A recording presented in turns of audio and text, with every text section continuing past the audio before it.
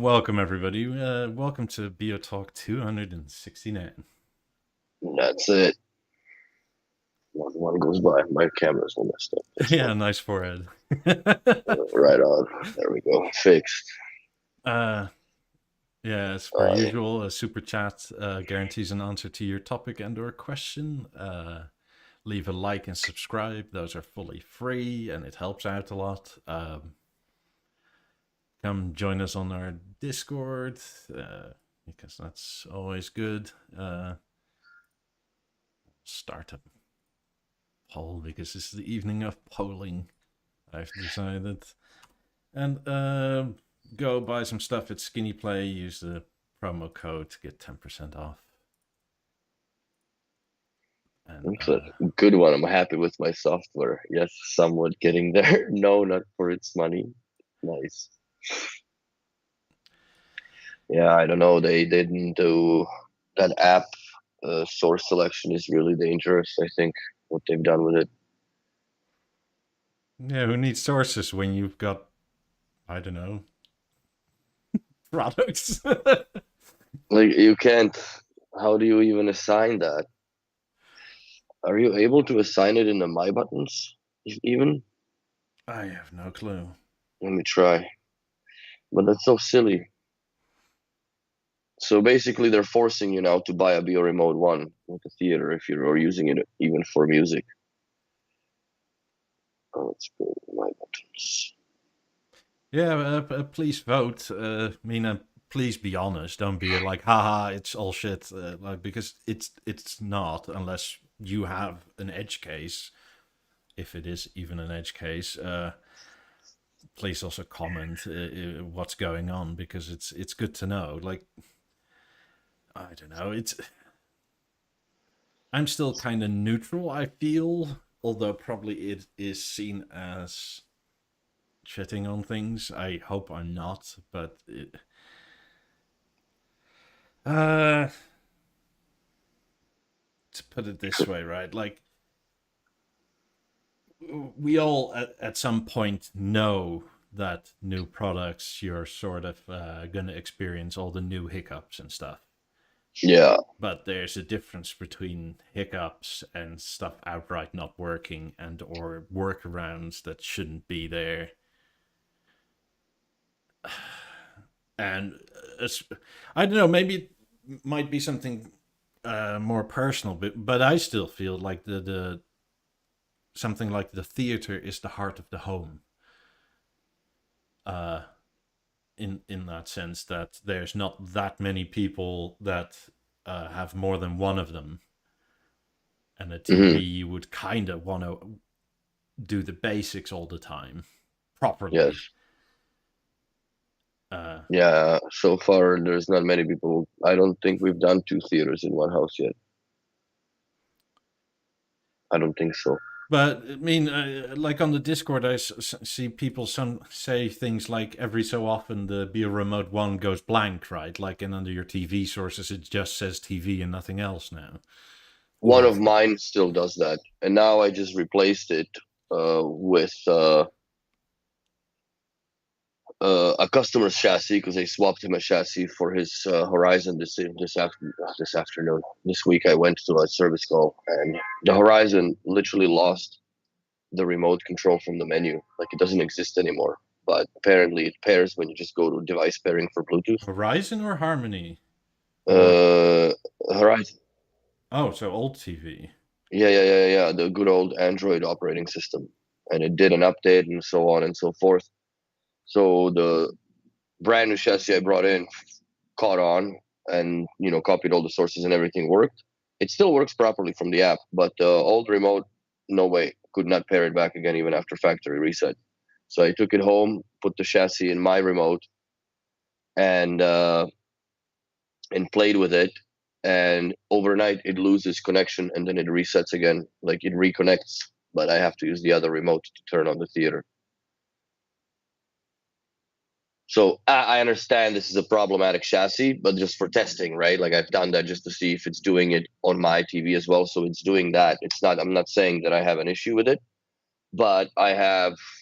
Wait, so that's a remote control issue almost then, or the communication? This is a chassis problem. I think it's a chassis problem with this particular keypad because I swapped it for, this is like the client's keypad that I paired here.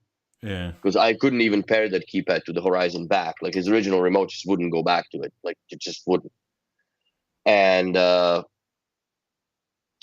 still have issues with my old remote. Well, I gave one to my girlfriend now, but that one would always drop out from the theater. Always. No matter what software it was on, it would always drop out. So I don't know. I go through a lot of remotes in this place, right? Because I test them. So I can't really say, but I can definitely say that I do not have these issues with Emerge because I pair them to both devices. And the Emerge stays connected, no problem. You go to list, living room, loads up the theater, TV's blank, music is blank. You press the My button, it just shows the My button, doesn't show what the function of it is, like, Lounge FM radio is my first one. But it fucking triggers the thing. And then you can control the volume. But it will not download the sources.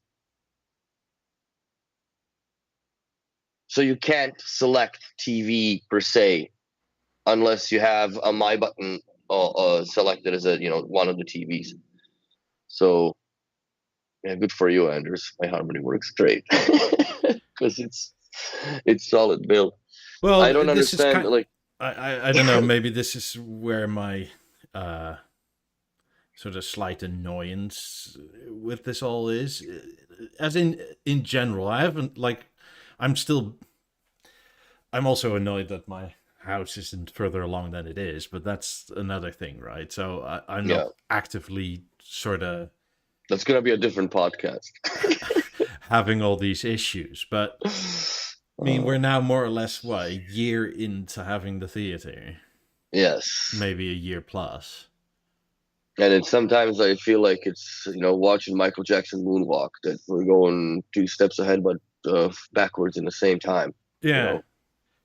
And I mean, the harmony just worked. It like th- there was no weirdness about it. Like, No, the only thing that ever was issues problem that I've come across even here is the alignment of the panels. Sometimes in the shipping, things get jiggled and wiggled, especially overseas and stuff. But that's easily adjustable. I've never seen anything from Harmony other than a couple of these goofy L-shaped network cables wiggled out and whatever. mm-hmm. But that's just a pushback and no problem. But I've never seen Harmony having any problems, and I haven't really serviced Harmonies that much. The only time I had seen Harmony that I went on a service call was with the Lab 28s not working in paired. But that was a completely different problem because they were on the white side, they were working properly. But if you wanted to use them without the television, which you have that option, right? Mm-hmm. It just the right one would fire up the master, but the secondary just would not come on. But that was I don't even know how many software versions ago. I think we were at like 2.3 something or 2.2. So that's gotten fixed, and I find that a lot more things are improving, but only on the audio product side. Like the theater still suffers immensely in the if it comes to the sound, the PCM encoding that they messed up right now. I haven't really seen much of that as far as an issue here. Because a lot of people just use Apple TVs and every now and then. And if we do that, uh, the problem is with it though that you have to plug in the set top box into the theater because you will not have puck control otherwise. You can't do it from the you know HDMI 4 per se out of a LG panel and then expect the puck control from the theater to come out. It just won't work. So, Yeah. well, there's a couple things that are a little bit irritating. I, You know what? I honestly, sorry to interject, but one idea that I had today because I was cleaning my theater and the top glass because you try to get the dust off it and whatever this soot and shit that this I don't know. It's like the vaporized poutine or something greasy that the lays most on my Canadian glass. thing ever. The fumes and. I wish that they had considered having an option that you turn on the app and you go to product settings and you set the product to cleaning mode. Let's say for 5 minutes, Oh yeah, I the forgot to the tell you about that. the Actually, touchpad should be disabled for a while instead of unplugging the product from the wall. I forgot to tell you about that because you're not that online, I guess. No, man, I But was so busy this week. It's not even funny. more and more people from BNO are actually in the Discord. So that is, I guess, the biggest update this week. And That's good. we now have a new section for feature requests for software and feature requests for the app. And Sandeep has taken it upon himself to list it all out uh, from the request and what it actually means, and then list it for BNO. And so if you're from BNO and you're not semi-modded yet on our Discord, let me know. Send me a DM or something, and I'll happily mod you. So you can write in the 2 specific tabs that are for you guys. Mm-hmm. So also, if you are unhappy with your software app and or product, come and join the Discord and tell them exactly why. Mm-hmm.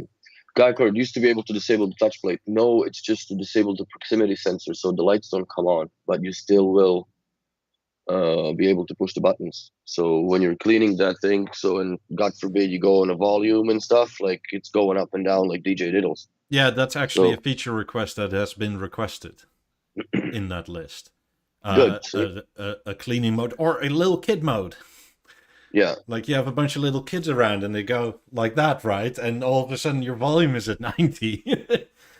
Or my button pressed and all the stand rotates or whatever with the kid Yeah. in front of it. So Because in many situations it would be quite handy if it was just off on top. To me, like very, very seldomly that I go and press the my button to, which is YouTube, because it's either I just come in with like a bag on my shoulders and all this shit, so I like unload here, and I don't grab the remote at the door, and I just press the my button. But I don't like it because then you leave the little mark from your finger on the glass, right? So I just don't want to do that, or don't like doing that. So I don't really use the interface at all. Like I appreciate the logo light up, but I think the rest should be able to be disabled. If not, if it's in a TV mode, in my opinion, because I'm very unlikely to go up there and like, physically control the product Yeah. from the panel. I'm Same. I sorry. think I've done it on setup and like wanting to show off a few times. Yeah, the only Like, hey, time you that can also do this, but like essentially, if it's a TV product, it's mostly useless. 99%, Yeah. 99% of the time it's useless. It's a cool feature, but I just don't think that it's that it makes sense. So yeah, that's the only thing. Like, yeah, toggle for proximity sensor just to light up the back panel, but it doesn't disable the buttons. I think once you touch them, they backlight anyways, and off you go. So that's one thing. Just the cleaning mode would be nice, even to have it set on the remote control under list command, Yes. and then just disable the panel for, let's say, 5 minutes. That's more than enough for you to deal with that, and that's it. Get the buffing machines out. Thanks. It's like we But need yeah, 15 minutes because wax and then. just a little bit of glass cleaner and that's it. I use the BNO spray thing, the screen cleaner. But yeah, otherwise, I don't really have any complaints in my theater. It turns on finally the LG update that works. So like I still have uh, network connectivity immediately after the TV's fired up. Mm-hmm. So I don't have any complaints so far. The only complaints I have, but then again, I lost track of which remotes are doing it because I've been through so many keypads testing it for clients here instead of just fucking around with in the shop, and then they're like, oh, the remote doesn't pair. So for me, it's just to make sure that these things are faulty, because then they're gonna go back for, I don't know if they're gonna credit for them or not, but under warranty, I think there is. So It's kind of. I mean, I understand the software difficulty when you can't see if it's the remote or the device itself, right? But it's also kind of strange that these remotes have been around for how long now in its current iteration? At least 5 years? you know what I jinxed the most, bro? The Essence remote. You know what I said, that it never had issues and whatever? Yeah. Monday morning, they wouldn't fucking control anything. It literally, I had to repair it back into the theater. I thought it was batteries, so I changed the batteries, right? I'm like, okay, put the old batteries back in, turn on the pairing mode, and yeah, it light blinks. I'm like, okay, so I put it back to pairing and it just paired again. So it did drop the remote that I've had for a while that never had issues. But then the likelihood of people using Essence remotes with the theater is relatively small. I have one. I know you do, but like, usually people, I don't think they have those as much as they used to be around. So yeah, it's I like it as a remote personally. It's Essence remote is nice. I really like it. It's a very simple thing. The only thing that sucks about it for the theater or Mozart platform per se, that the play is my button one, right? So like, let's say you're listening to radio and you press and you stop the playback, because you can still stop it within the let's say like my emerge is playing from this, but then when I press play again, right, it turns on the my button and it starts playing on its own from the my button one that's selected locally. So that's kind of dilapidated a bit. It should have been just play pause or play and stop. And the long press does put all standby out, so everything shuts off. But yeah, I think it's a good remote, resilient. So let's see what the survey says. 35% somewhat. I'm with the 29%ers, getting there. Not for this money is 22%, and yes, it's 12%. I wonder what the 12% people use the theater like, or that was specific to the theater, or just software overall? Sorry? Was that specific to theater or software overall? No, software overall. Hmm. I mean, I said there will be many polls. Mm-hmm. My software issues are mostly with BeoVision, BeoLab, BeoSound, and app. I'm Yeah, not we gonna say can what it is, dissect it but further along. yeah, I'm not gonna say what, but everybody kind of is edging to the same problem. So I'm quite curious to what the BeoLab 8s will bring to the table. Yeah, I mean, I'm I'm slightly more optimistic for them in the sense that much of the software that will operate them is already in use and has been in use with 28s for what, 2 years now? Mm-hmm. So a lot of its functionality should be a fairly copy paste situation. Mm-hmm. And like the stereo pairing over Wi-Fi and that sort of thing. Yeah, I'm quite curious. But yeah, the stereo pairing is still a dangerous path in some cases, I find, especially wireless. If you do it, cabled, then it's a little better, or much better, I guess. But I'm certain they'll be kicking ass in WISA mode. Yeah, That's going to be interesting. I mean, so it's just again, like if you have these weird theater issues, like, and if you sell them as the perfect surround sound powerhouse, as the website says, right? Mm-hmm.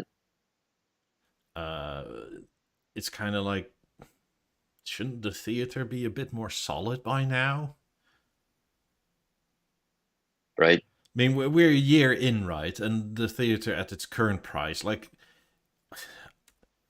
I hate when people do this when they say it's 10 grand. Like, I didn't pay 10 grand for it because, like, I knew I was buying it early and prices would go up. I didn't expect them to go up this much, but We all knew that it's going to go up at some point. yeah.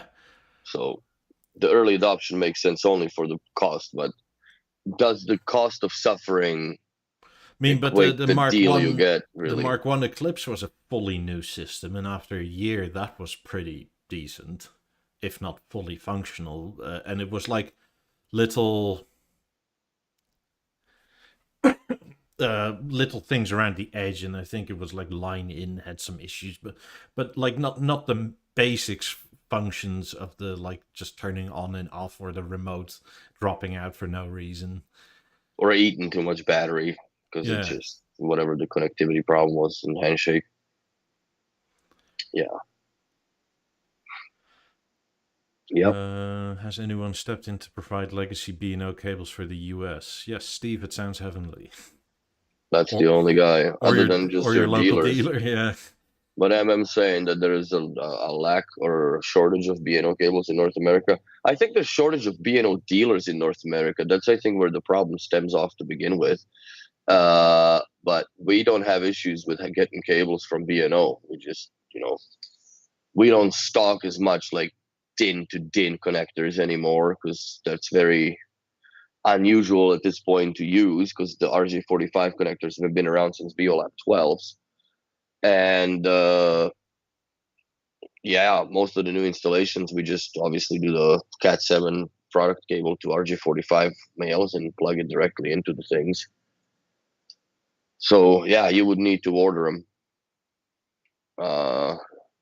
Wherever you are, you can contact the Quebecson shop in Montreal, and I'm pretty sure Steve sells, well, doesn't sell we can help you. in the USA, but to the Yeah, USA. Yeah.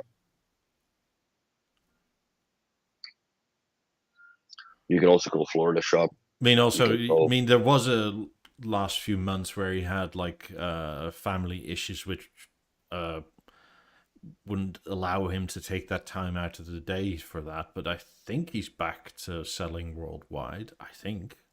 Mm, Shoot him an email. at least you got nothing to lose. Yeah. Or call around. I guess in states there's people that. I mean, your dealer will certainly have power link cables from that era Yeah. because And if you not the length, then you can just special order them and get them shipped to you. I don't think that's a big deal. Doesn't ship. Where do you live, bro? In Alaska? Like,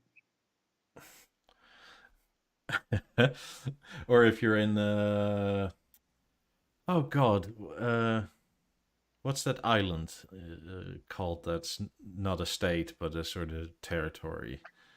oh, in between Canada and US. No, no, south of the U.S. Oh, Is it Dominican or whatever, or what is it?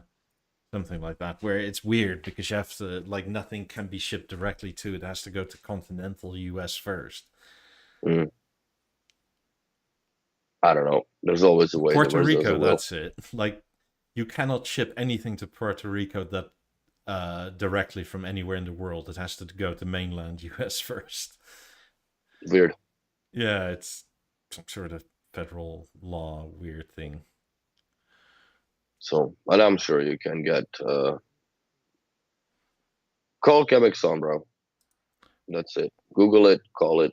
Tomorrow we're closed because it's Monday. Yeah, But, or call New York or call or email Boston. me directly and I'll help you out. Yeah, if none of the American dealers can help you, I'm sure there's a way to find out how to get you some Like, cables. if you're not on the coast, it's going to be shipped to you anyway, so it doesn't really matter Yeah, where you get it from. yeah. Don't worry about it, man. Just email me at beoreally@gmail.com and we can figure this out. I wouldn't sweat it.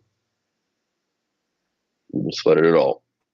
Yeah, or email your local shop. Or Yeah, whichever you want. But I mean, I I can can't help you out. fathom a shop saying we don't have power link cables, like the old-fashioned kind, right? Or we don't ship to like one of the states. That's so weird. Yeah, I doubt that. So yeah, I mean, no, that I'm can be certain they'll worked out. say we don't have certain types of cables, like is it the old speaker link cables?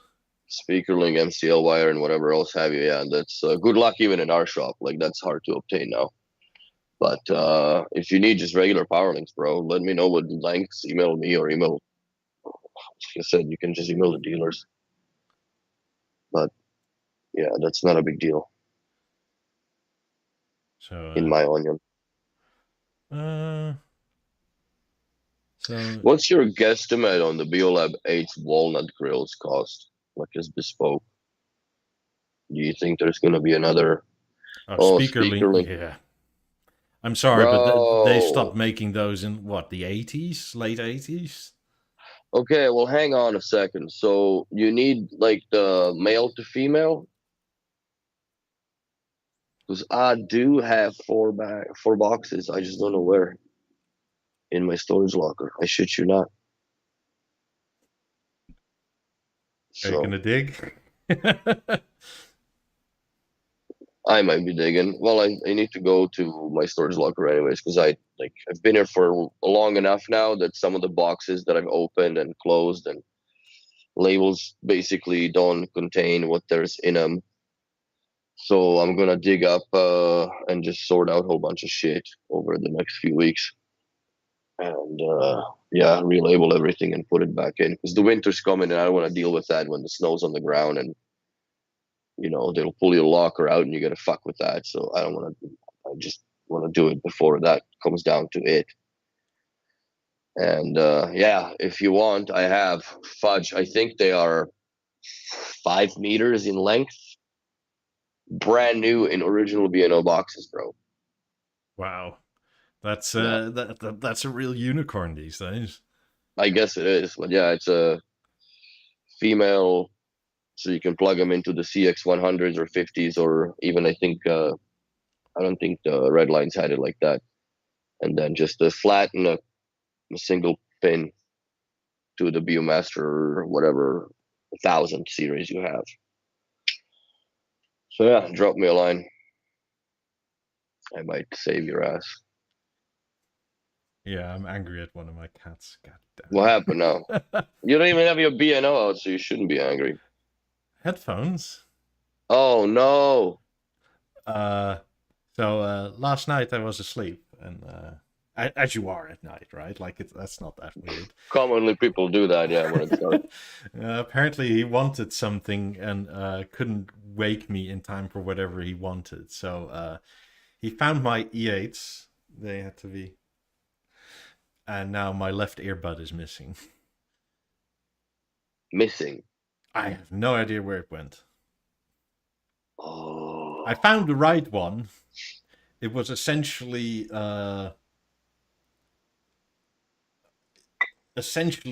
in behind a crack of where the sort of, how would you say that, where the bottom frame of the kitchen meets the dishwasher, and it was almost under the dishwasher.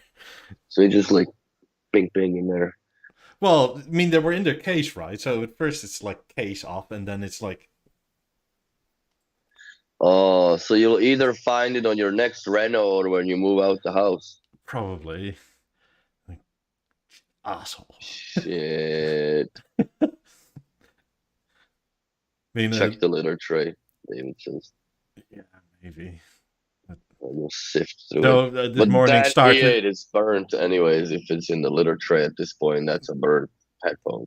This morning started with an hour and a half of searching because initially I only had the case. Shit. So fucking cats. I mean, actually, it started with my phone being on the floor too, and my glasses.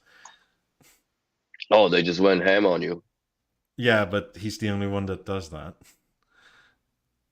He must have done something he didn't like. Jar, he didn't get something in time that he wanted it for. Because he's the sole Serves reason you there's a right. fucking ding on one of my remote controls too. Because I was literally like in my old house, like standing behind my desk, like right there, he's whining behind me. It's like, yeah, I'll come in a second. And I hear one more time. It's like, yeah, it'll be okay. And he just sits there. It's like with the remote. I said now. Yeah. Oh boy, and that's why I don't like cats. Dogs do. Like dogs are dumb sometimes. Yeah, they chew on things. They would chew on the remote.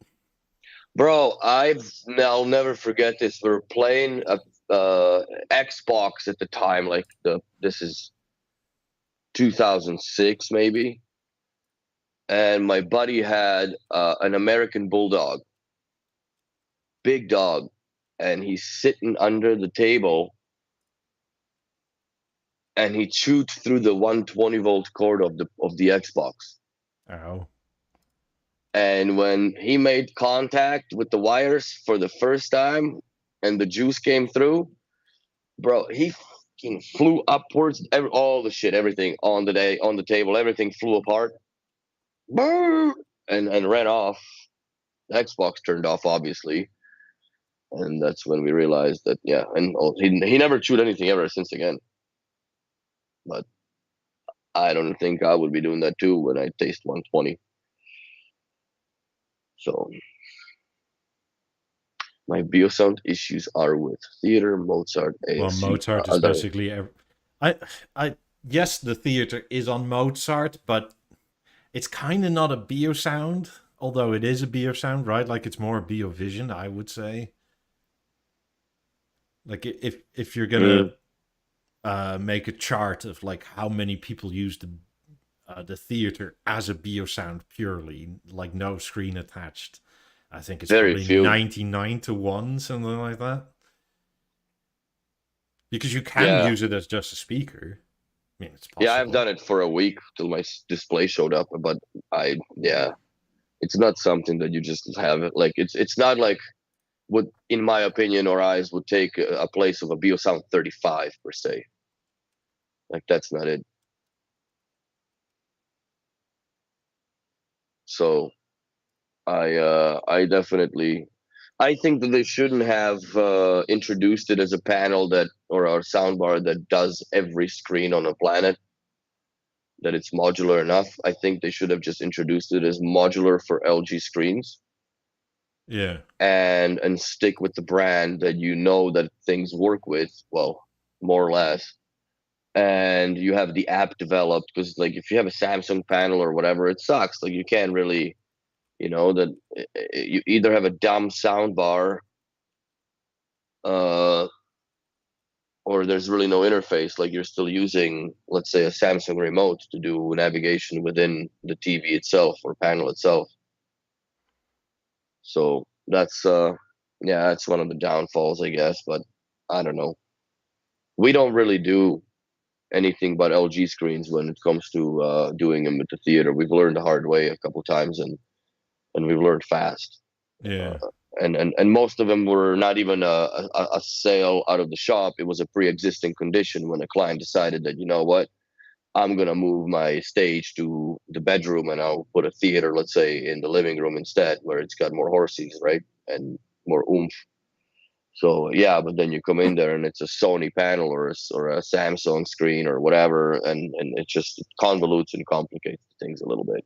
Not TCL that or it's Hisense or it's not that it's not dual. No, I haven't come across that kind of shit. That's Walmart level electronics that we don't come across that with oh our clients at Jesus, all. Lawrence. Lawrence says I'm on my second BSN theater. First one was dead after 3 months.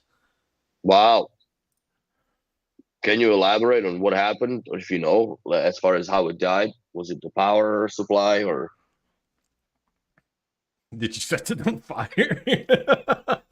Like yeah, did you have soccer. it installed under a fireplace and cooked it to death? So Yeah. yeah, but I gotta say, acoustically, it sounds great for what I use it for, as far as the those little bit of movies that I watch, and mostly YouTube and music. In terms of the capabilities, yeah, absolutely. Like it sounds amazing. I love that it does Atmos and all that. It's just Hmm. it's we're a year in. We're 30% more. Like as halfway between a consumer content make. I don't know where I'm really at because I'm not purely a consumer, right? I just No, would hate the fact that if somebody buys it at this new price, like, are you supposed to, as a client or as a customer, ask a dealer, like, is it problem free? Because won't you assume that if it's been in your store for a year that it is? right. It's and what do you then say as a dealer, right? Like, oh, it's fine, or like, Yeah, it's got issues every now and then. Like, well, then why the hell am I paying that much money for it, right? then Like, why, it's why wouldn't you buy a Harmony? right. Like, if you're dead set on B&O. Well, acoustically, harmony is nowhere near as powerful as the theater itself, right? But then you don't have the movement magic and whatever. And if you want the movement, then it's a $6,000 floor stand, which is a little bit steep, in my opinion. Considering the old stands were about $2,700 or $3,000 at the most. Yeah. I believe that was for the Avant, the planetary stand was 20. I think it was $3,100 for the, like, even if you start going into 75, 85. But so what happened? Switched from HDR to normal, killed it. I had to reboot it, and sometime it came back. Hmm. So what? Yeah, I'm just wondering what died. Did the panel die, or did the theater die because of that, or both? Yeah, that is weird. That is a weird way to go, I guess. I mean, I take it was an HDMI source connected to the theater, because if it's just the panel doing it right with native apps or stuff connected to the panel, it's just stripping audio. Hmm. Like Yeah, this, I don't know how that would. the screen was okay. Wow, weird. Hmm. Could have been a bad board inside the theater. Yeah. At some point, somebody's going to have to come across something bad in it. In my opinion, it's but so far we've had them. I'm gonna knock on wood, solid as rock. There was no, I haven't had to service anything. And also, I really like the fact that they considered repacking or packing the lamellas in an extra piece of cardboard box. It's like a big UPS envelope, like you just rip it open and then there's an original packaging. So now the survivability went to, I would say, more or less 100% with the grills. Because there's nothing more of a feels bad when you open the grill and there's like 4 or 5 lamellas in the bottom of the bag. Yeah, feels bad, man. Fuck, it's only $1,700, Mr. Customer. Don't worry about that. We're gonna super glue it back. It's Yeah, not the way which to do is it. hardly acceptable, I would say. But So look, I mean, this is the same couch issues I'm having because these are still ongoing for anybody's interested, right? But we bought a new couch, and essentially the offer to make it right is we'll repair it. It's like, why would I pay new price for a repaired couch? you take it the fuck back and give me a new couch, and you worry about that. There's a business. Yeah, so it's kind of, I don't know. It's we we may end up in small claims court over fucking couch. Look, That is so stupid. I would have never thought that in America it goes down so petty like that, right? I have a feeling that a lot of this is down to like the whole COVID thing, and that look what it does to a workforce essentially when you call 80% of them useless, and then you can come back, but we don't actually want to pay you.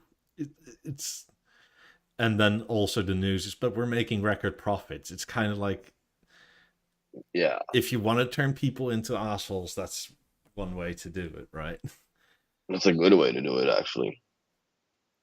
So mean, and the amount of companies that had overnight capabilities that no longer have it, and I think it is mostly because the people that used to do it have understood their worth now, and mhm. basically say, "We'll do it for X amount of dollars," and the company will just say no. I mean, it used to be the case that a Walmart supercenter or a lot of giant food stores were open 24/7. Yeah, It's no longer. Like it's still not Europe, right? Like most stuff still is open till like 11 or something. dude. Walmart sometimes, I think Sundays Walmart closes at 5 over here, which is like, what? Walmart does that? Yeah. It's weird. That's so weird. Yes, we did pay by credit card. Yes, we disputed it, but still that can take up to 2 months. Yeah, it's a headache, man.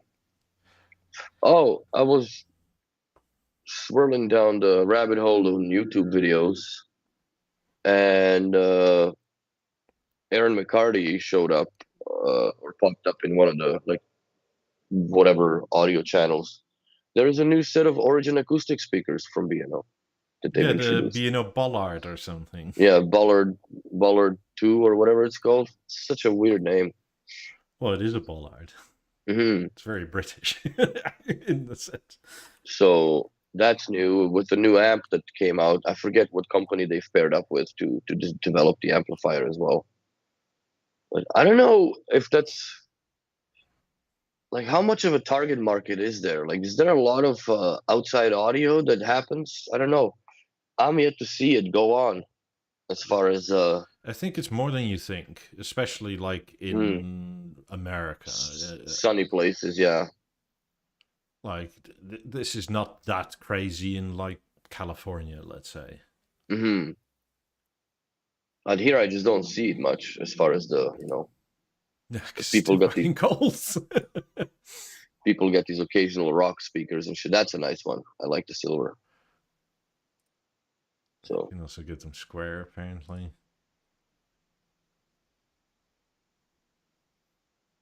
well, definitely in New York, they'd be underwater right now.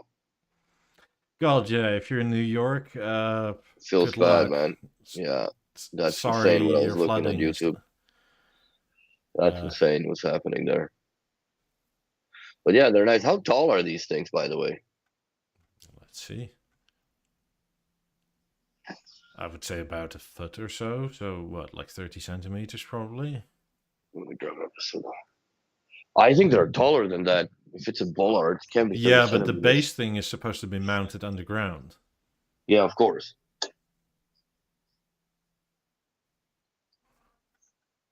I think they'd be taller, fudge.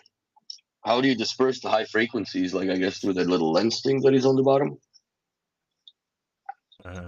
Yeah. Let's Hmm. see.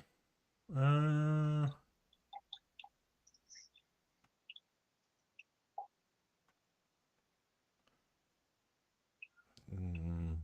it doesn't show any dimensions. It's not even BNO, so I don't know why they're so secretive about it. Oh, I guess this is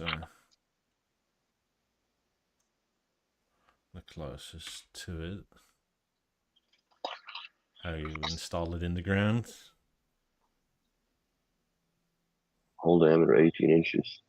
Okay, so they're about, I would say, 2 feet. Yeah, something like that. Interesting. Is the BeoSound 2 Gen 3 louder than the previous gens due to its new amps? I don't think it is. If so, it's marginal, but like this is only at max volume, right? I think it sounds better. The Mark or Gen 3 BeoSound 2 sounds better than the BeoSound 2 original, I guess, the GVA deal. I don't know why. It's just, it sounds, the bass is more defined and it's also much cleaner on the top. And I don't know if it's because of the Mozart platform chip that it just processes the sound a bit different than And it's EQ, probably. and it's EQ'd a little bit differently. But that would be my guess. But it does sound different. Even the A9 sounds different to the Gen 4 from the Gen 5. So Max is why though, does it? I don't think it has a BNO logo. Maybe it does. I think it does have a BNO logo, and yeah, and the amplifiers. I think they also carry the BNO logo on them. But I think it's like BNO and Origin Acoustic, same thing like the Ferrari and BNO. It's gonna be like a slash or something, I suspect. Tiny ass logo. Yeah,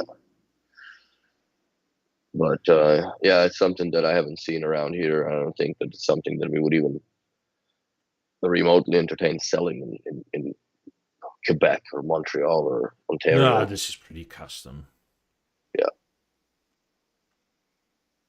I could see I a lot of wonder. people use this here in Florida, especially Miami and those places, right? Oh yeah, oh yeah, but not yeah here. I don't know like how much how kind would it take to a foot of snow or 2 feet of snow? I mean, there's whole areas in Miami where, like, if you buy a cheap house, it's like $3 million. Fudge. I mean, and then you're like the like person of the neighborhood.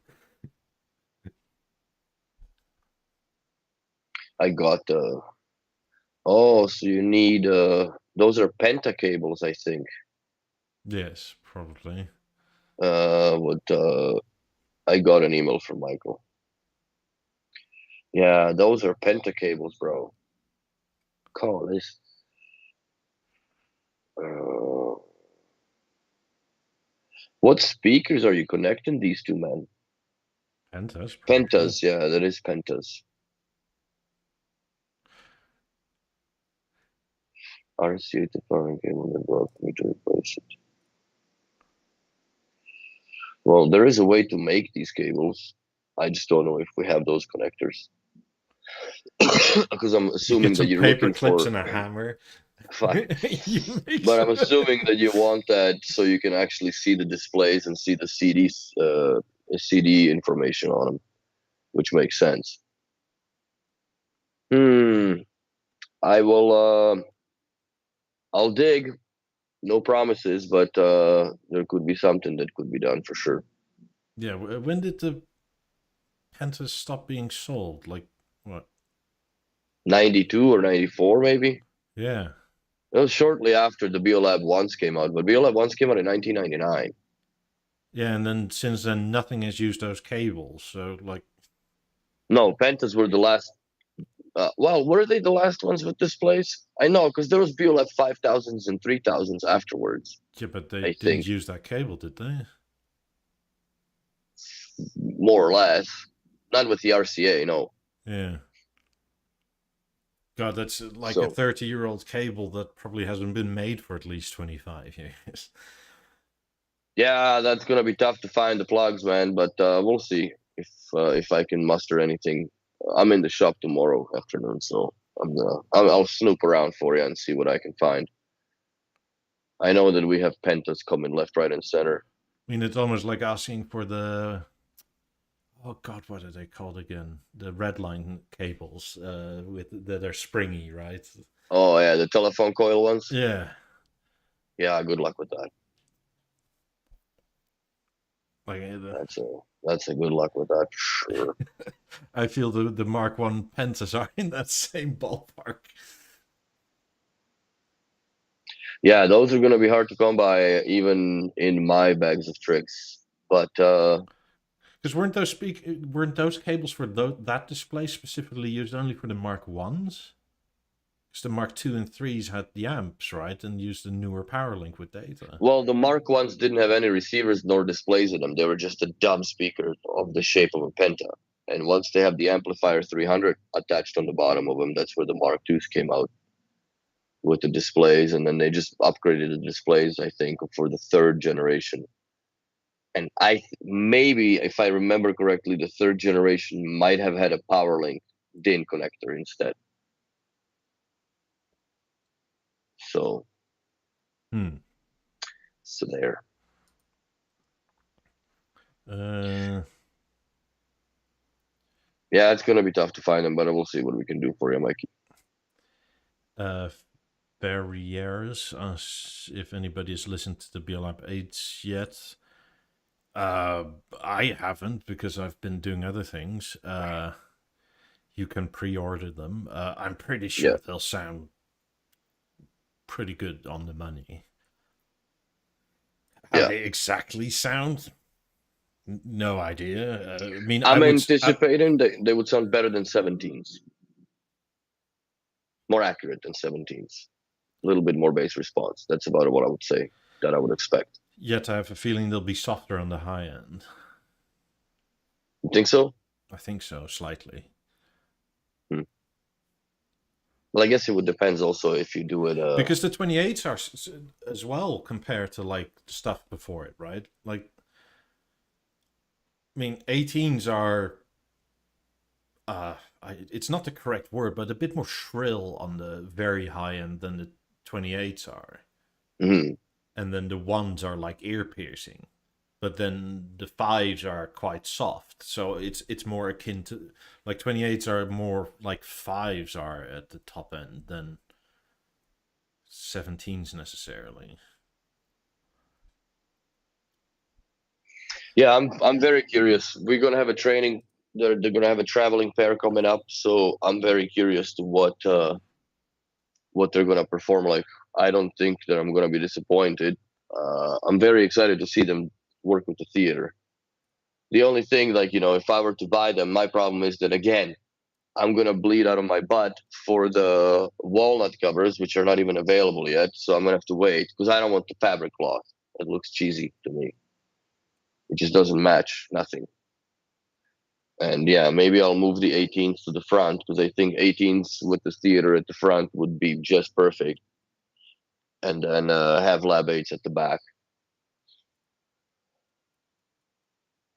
But Yeah, walnut stain cord is fine, but that's like, it's like wrapping a Ferrari yellow, right? It's still whatever other color underneath it. And it's not even about the color of the wood, it's the grain and texture and the fact that I know that it ain't.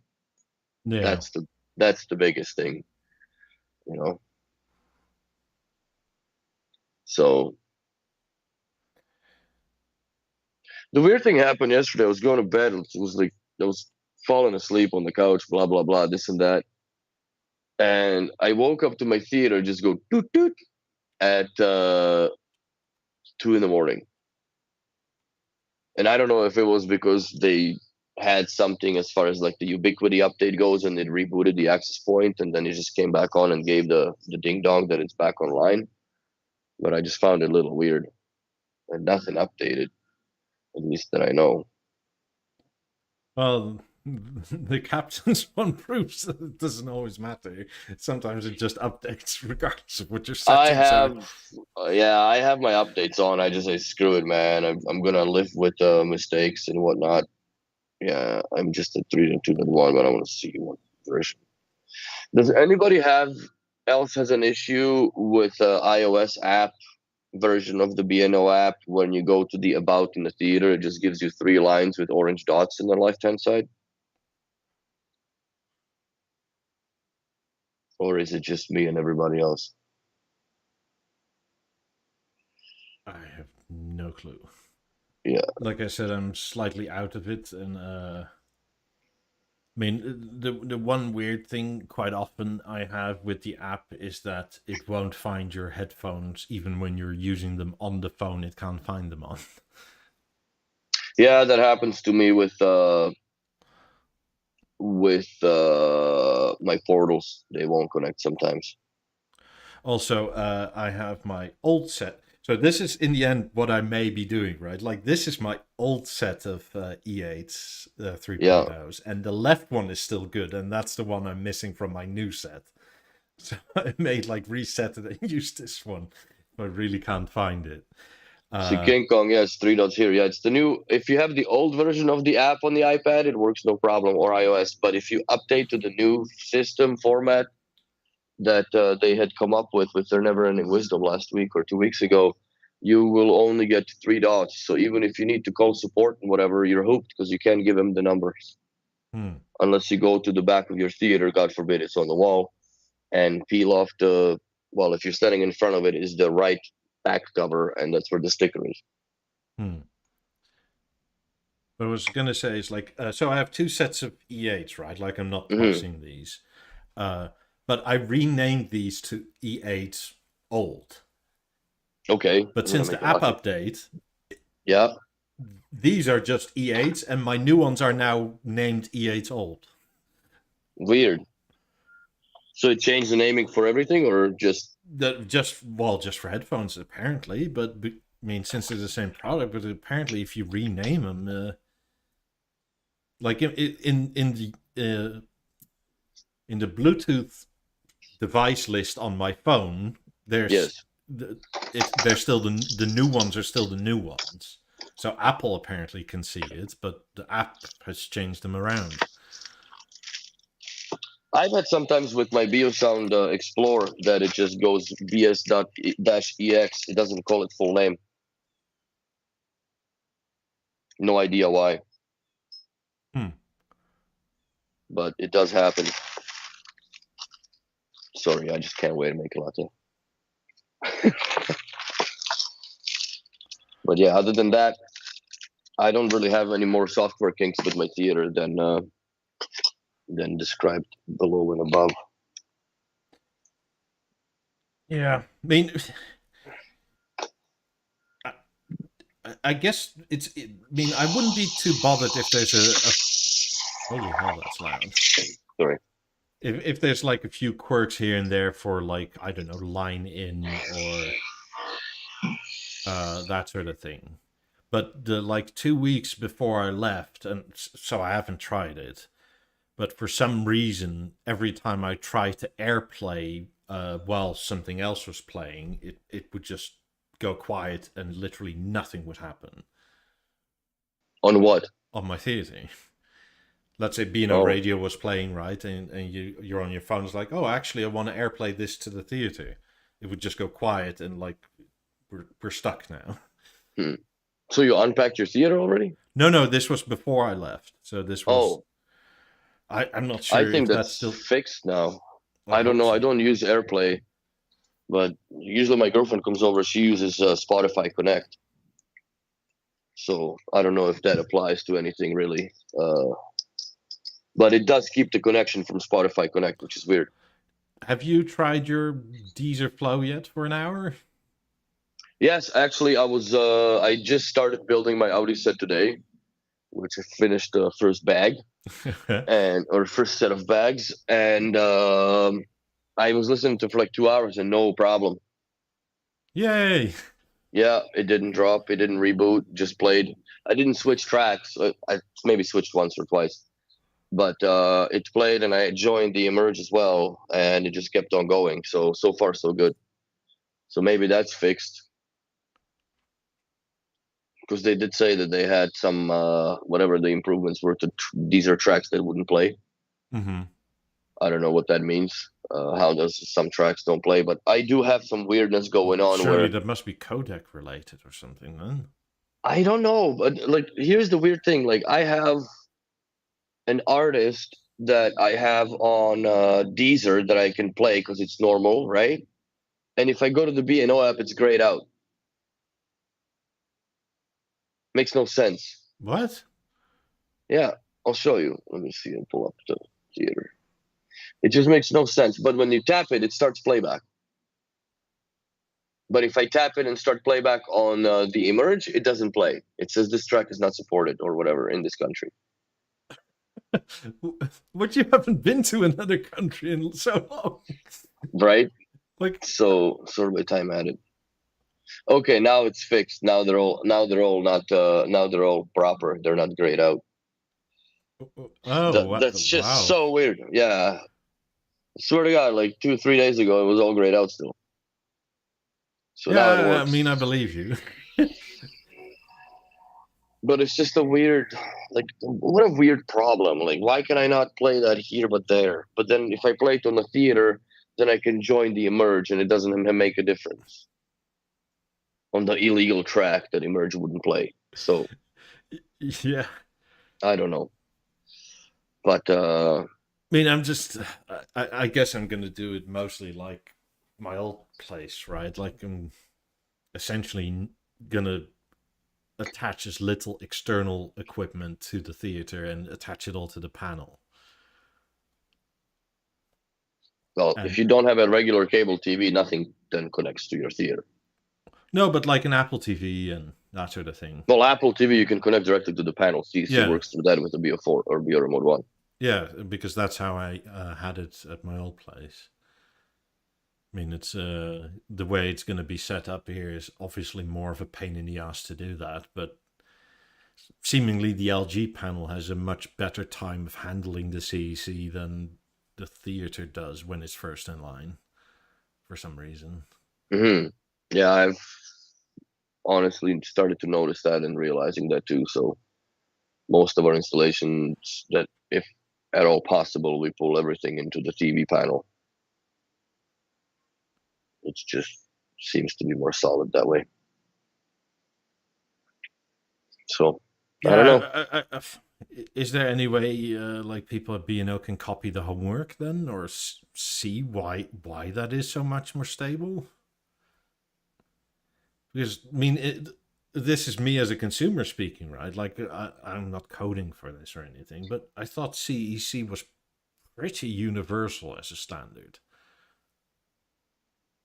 Yeah, I don't think that they would have to develop a new codec for it or anything or new way of communicating. It's just that's you just take that from. I think is it like open source? I guess.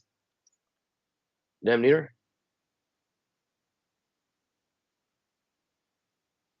So Yeah, I would think so. I don't know where the like. I just don't know. Don't get it. I don't get what the problem sometimes is. But with mine, I don't have the connectivity problems. For me, sometimes, like I said, it's the remote drops. And other than that, it's all fine. The rebooting stopped, so I'm happy with the Deezer flow being fixed and no longer tripping out, because that was very annoying. Yeah, That that was was very kind annoying of too, strange. because you're listening to music, all of a sudden, poof, and it's like 10, 15 minutes, man. It just doesn't even, like, it doesn't just reboot itself. Like, it just stays locked up for 15 minutes for some reason. So we'll see. I still want to hook up the gateway to it and play with that a little bit more. But I think that BNO doesn't really concentrate on the gateway as much as they used to.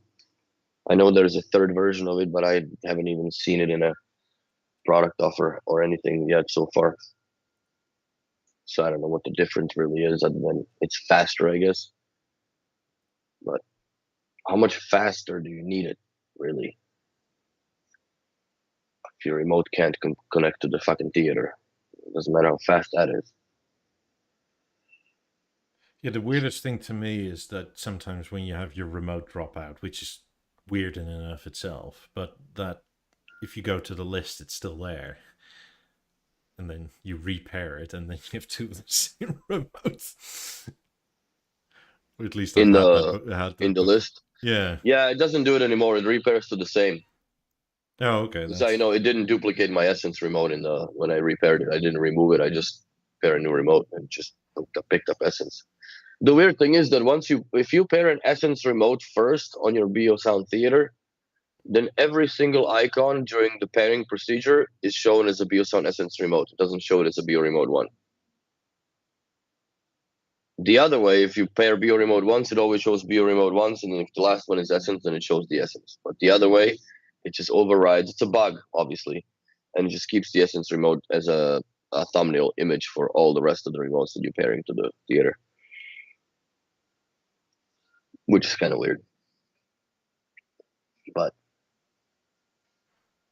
yeah, there's some weird quirks happening with the theater, I have to say. And the weird part is that not everybody has the same problems. A lot of people have similar problems, I would say, but there's always this weird stuff that happens. I don't know if it's. I don't even think it's more or less local network involved or wonder if it's dependent. could it also possibly like slight changes in hardware. It could be, because I'm certain that there's not the same PCB boards in every single theater that they had produced so far. That there's gonna be some hardware, because obviously they also reserve the right for them to change hardware without notice, right? Yeah. So there could have been some changes to the PCB boards, maybe the input board. I don't know. Like it just sometimes just weird. Sometimes it's just weird like that.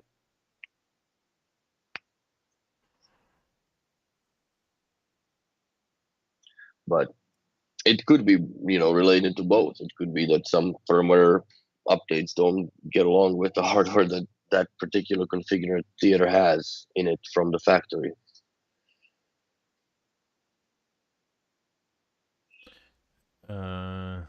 Nitterhuis says he's had a theatre for over a month now with 28s, and so far so good. Good to hear. Glad for you. Happy. Hmm. Actually, like honestly, I'm happy it's going well. Yeah. So yeah, yeah,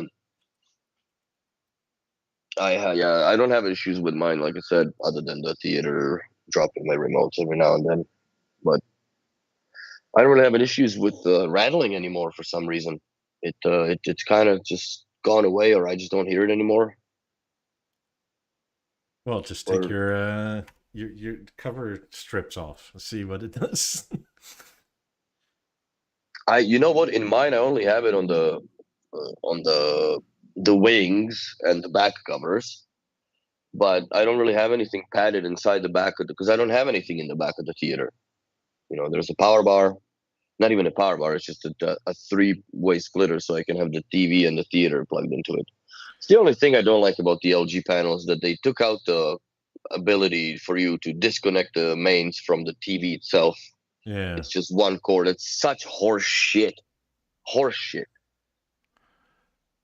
Nitaraj says the only issue I've had with my Beo remote, it doesn't turn the TV on and off. I have to use the LG remote for that. That is so bizarre. Hmm. That shouldn't be the case at all, like ever. Like, I guess this is where I'm sometimes, which gripes me the most. Is like, that is literally the first function that should work, right? Like turning shit on and off. Yeah. 'Cause I don't know. I've never had that issue. I've had issues with theater turning on. Well, actually, it's more or less the same issue that you have, where in my earlier days of software, I would have the theater come on, but the panel wouldn't. And if you have that issue, I honestly would suggest to factory reset the panel, re-download the app, and start it over. Because that's what I did, and it fixed that problem. Could be it, yeah. Also, check. It's very unlikely, but I would check the network cable, that if you use the one supplied with the theater, check it. It might be that one pin isn't connecting properly. Yeah. So. Yeah, the weirdest thing to me is that, like, you can have, well, between us all here, like 30 different scenarios with a theater and similar setups, but they'll all experience slightly different things, which is. Mm-hmm. Yeah, there's no uniform error path. Yeah. It's always okay. I got this happening. I got that, and I understand that for the guys in the programming that or the software department, like, holy fuck! Well, there's so much, so many different variants and variabilities. But I think that they should. I think BNO themselves should just issue out a bulletin that please just suggest LG panels with the purchase of theater instead of connecting it to whatever. Because then you come in there, like, we had theaters that sometimes you don't even have an arc properly in there. What do you do then? Like, you have to spend another $3,000 to get a TV screen, because this is fuck. Yeah, I would for sure say the basics, as in unplug, plug back in, make sure it's seated all the way. Yes. Because it can be something as stupid as like a tiny piece of lint or dust or whatever. I have seen cables rattle more or less like to the verge of disconnecting, but still clicked in, right? On a couple of BeoSound stage installations, because it's all paper walls in Canada and US, right? So that vibration carries through, even through the panel, and it's been installed 2 years, and they're like, well, now it happens. I'm like, well, it took 2 years for that to wiggle that far. Which is literally like, it's hair, like it's hair distance, right? You just go and it's back. Like, it didn't even feel like it moved, but it did. So yeah, I'm more intent now to just tape the cables if they're pointing, like the bottom up connections. Now that I got the abundance of Tessa tape, I just try to tape the cables so they don't get a chance to move down over time.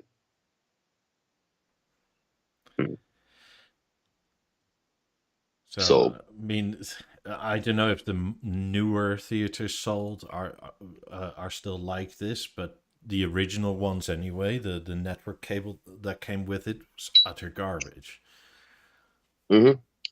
God, it felt greasy.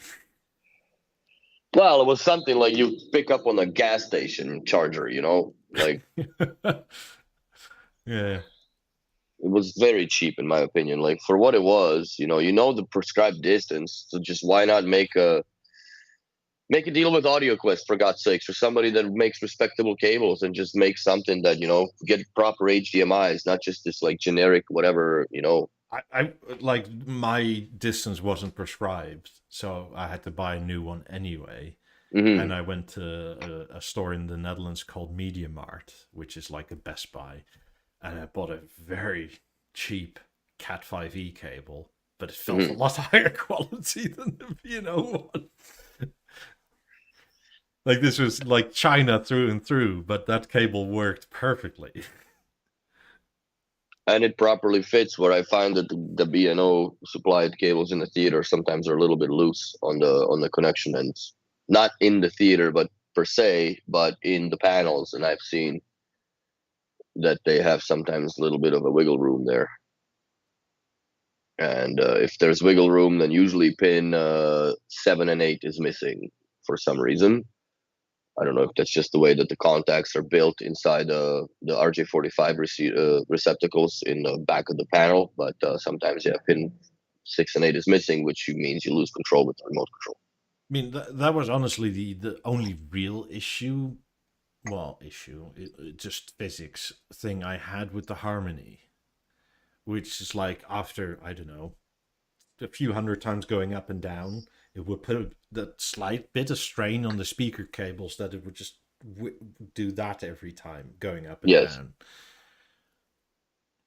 Yeah, And Harmony was did a little dangerous if you didn't properly path the cables because the movement would over time, you know, negatively affect it for sure.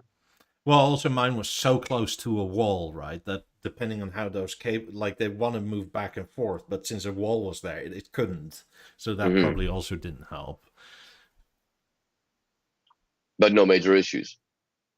Well, every I don't know, second month you would hear a buzz, and then you would just pop it open, push it down again, and close it up, and you would be good again for another 2 months.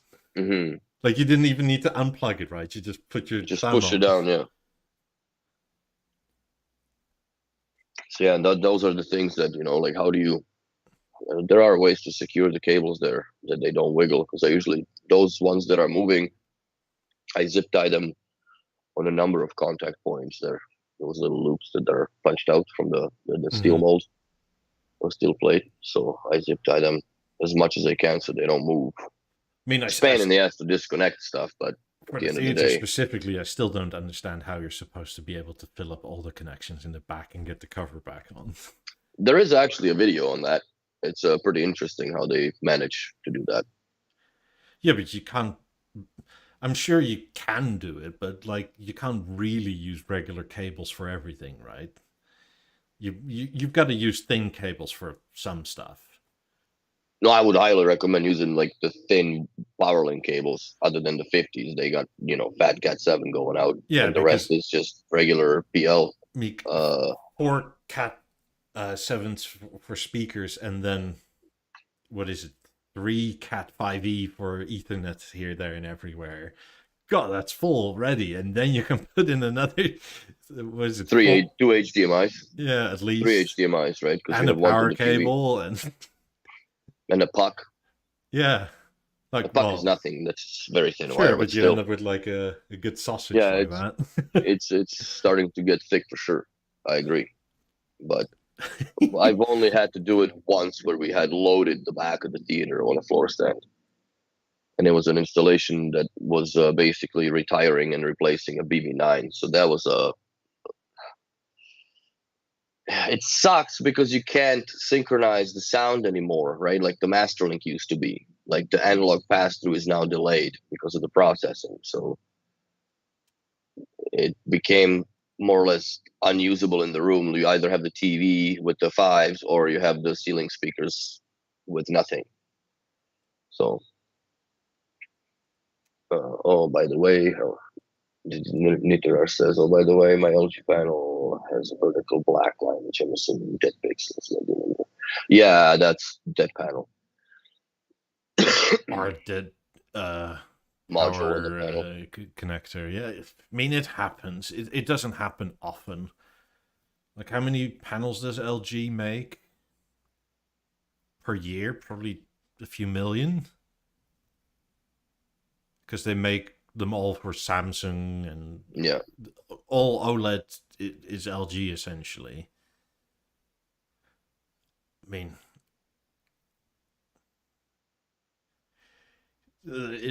it probably happens to a total number like a buttload, but if it's 0.01%, it's still For what? very not often, right?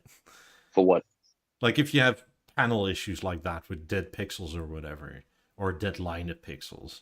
I've never seen that yet on the. I've seen it once on our LG screen in the showroom where one morning we turned on the what is it, Contour 48, and there was a red pixel going right down, no matter what menu, whatever you were. So TV came off, repacked it, sent it to LG. It's funny how anal about documenting they are with LG. You have to take pictures of the fault, blah blah, which I don't blame them. But here you go. Like it's not us, your panels died. So Yeah, but I mean, it's quite normal that there's a dead pixel here and there, because I think up to 3 dead pixels, they still uh, sort of say it's a good panel. mhm. I mean, also, you're not going to see it, essentially, unless you're super close. Oh, here's a little piece of advice, I guess, for whoever, if anybody ever decides to go with the Elmondo Play box Mm-hmm. streamer and thing, and let's say you decide to put a core into it as a streamer for your, because it's a better sound if you pull it through the cord, through the core.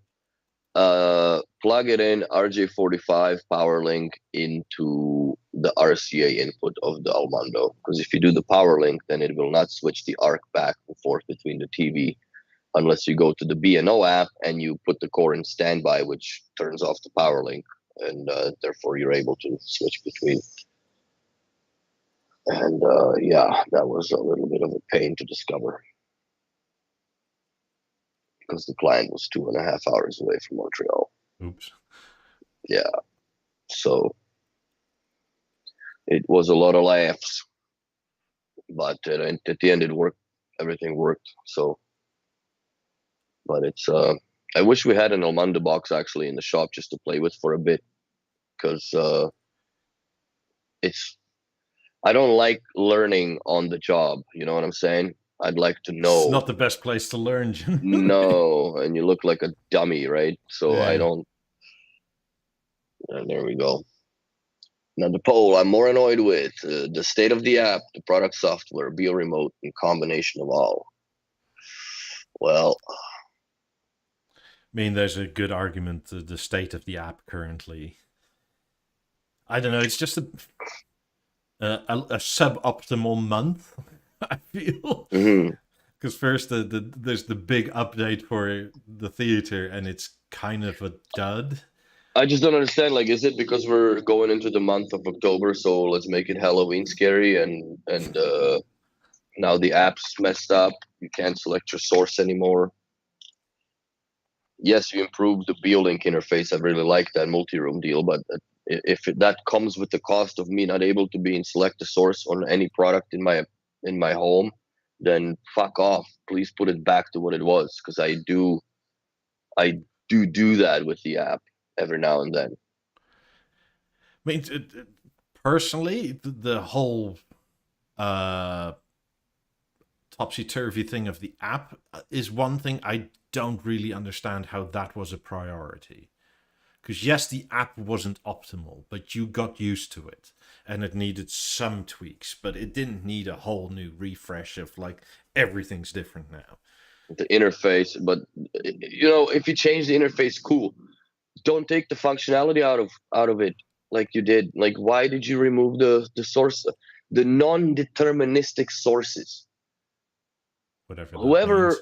Whoever got whacked with the thesaurus book in the head that day and came out with that fucking term should be not working in the BNO no more, because that is insane that you would agree on the fact, everybody in that little huddle of their little brainium boardroom, that decided that yes, we're going to take out the source selection because that just makes complete sense. What's the workaround? Everybody needs to buy a $600 Bio Remote 1 now? Some sources have been added back now, or at least a lot of them have been. I am going to check on mine too. Go to living room.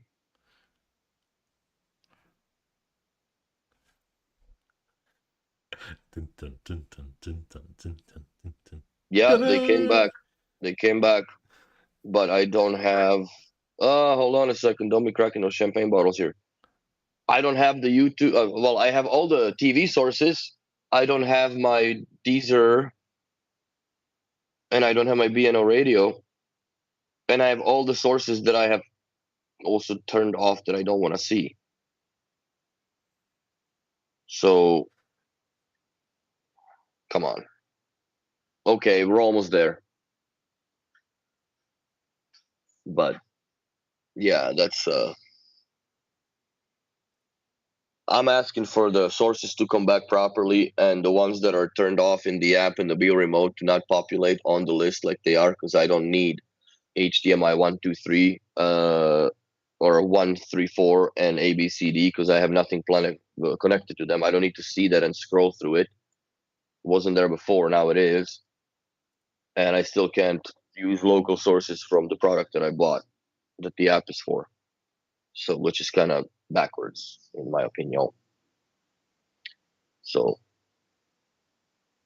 but yeah, we made a little step forward but a few big steps back in the app when it comes to interface and the whole experience of it. So It's well, Sandeep, it makes complete sense that the app should mirror the BeoNo Remote 1 selection because you use the app to tell the Bio Remote 1 what not to show. So I don't understand where the disconnect happens that it doesn't translate into the app itself. So theater bug with Prime and Netflix, the surround speakers are silent. Hmm, interesting. this is the first time I've heard that. That's a new one for sure. Have you tried power cycling your theater, sir? Have you tried power cycling your speakers? Must be your Wi-Fi then. That's right. Must be your neighbor's coffee maker. So yeah, but that makes no difference if it's a Sony or not. Like it's just ARC comes in, so it should be. Should. It should be. Yes, It should. should. Should is a Doesn't quote mean it unquote is. in quote unquote bold Are italic and you on the underscore. latest, what is it, 3.2.1 or whatever it is? Yeah, 3.2.1 in brackets 150. That's that's it. Uh, did Sony update anything? No idea. Yeah, I don't know either. I mean, Stefan is one of the few with a Sony panel that I know of. Hmm. Yeah, I don't know. That's pretty interesting. I haven't watched a movie in Prime, so I might do that and see if I have that same issue with my LG panel. Because lately I've just been binging Lego videos on YouTube and a whole bunch of documentary nonsense. It was fuck prior. Interesting. Hmm. But yeah, that's another. Yeah, the good question is what theater software you're on. You sound like a freaking service center. What theater software you're on? What's your Yeah, I serial mean, number? it's too late now, but this is where the sound bar for every panel thing makes it such a pain in the ass. Yes, because you're introducing unknown issues from unknown generations or There's various so generations many of TVs. variables. And yeah, like that's one thing. Yeah, it's not even about losing sleep because you listen to the music predominantly, but at the end of the day, like if you want to watch a movie and shit, that's a little goofy, right? Because there's gonna be a point of time in your life where you're like, I want to watch a movie, and your 18s in the back just look good. That kind of sucks. Yeah. They should be working. So yeah, that's not a I understand the excuse of it, but that's not a excuse for functionality that shouldn't be happening. I mean, I'm willing to cut B&O a lot of slack, obviously, and I have done over the years. I think we all have, right? Well, we're still here. Yeah, but I mean, them essentially saying, for most of us anyway, we kind of don't want you as customers anymore. Like that's Well, not yeah, gonna. because you're using the product. Is that why? No, because you're not rich enough, right? Like, eh. Well, yeah. So then let's say we're rich enough. So I'm gonna have so many theaters everywhere that I'm just gonna have them in my houses and never watch them. Like I don't see that being a feasible argument from like if that's how they're looking at it, because I do have people that are wealthy and they have shit around the houses, and I still had phone calls like, oh yeah, we just came back to whatever Kelowna and the TV doesn't turn on. Well, go watch the other one. Like, fuck off, right? I paid all this money, you better turn on, tell me what's wrong, blah blah blah. Is your remote So still paired? What does that yeah, mean? well, so exactly, or your batteries in there, and now you're on a quest for triple A's and shit, and a safety pin. So yeah, I don't believe in that. I just it's the same thing. Like if you buy a few $1 million yacht, you don't just park it in the fucking dock. Like you use it, right? So No, sometimes the main rudder just doesn't work, so you have to go to the other deck to steer from there. And like yeah, that's it's normal, just right? It's just software. mm. Who cares? We'll have it fixed in 3 months or so. So yeah, it's a little bit at that point. And what are we doing? But I don't know. Well, the summer's over. Stefan, I aren't you guess. into like aren't you software developer too? Like because there seems to also be slight rift in the software. Like the people I know that develop software, they don't seem to agree that it's either hard or easy or that it should or shouldn't be fixed or uh the consensus seems to be like sort of like, well, you can sort of sell it and say it does this but not have it ready. And it's kind of like I don't know, as a pure customer feel, like I feel that is sort of like taking the mickey a bit, right? Mm, you want to bake pie, but you have to bake it yourself. Yeah. So it's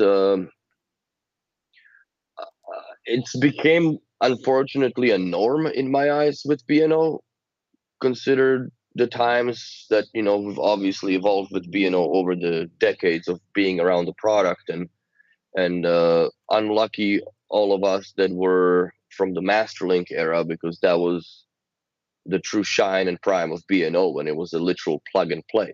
Yes, you had to pull cables throughout the entire house and blah blah blah. It was a pain in the ass, but it fucking worked. No matter what, it worked. Where now it's we have everything paired to that, and my wife decided that we're paying too much for the TV, so she changed the provider.